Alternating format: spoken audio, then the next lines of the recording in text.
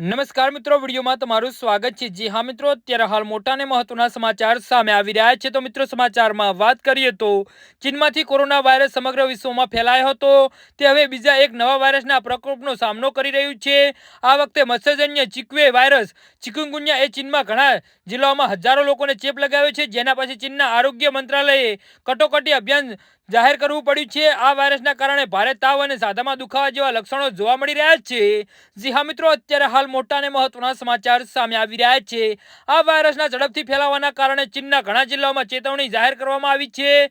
લોકોએ આ રોગથી બચવા માટે જાગૃત કરવામાં આવ્યા છે। ચીનના પાડોશી દેશ હોંગકોંગમાં પણ આ વાયરસ અંગે ચેતવણી જાહેર કરવામાં આવી છે, જેના કારણે આ ક્ષેત્રમાં ચિંતા વધી ગઈ છે।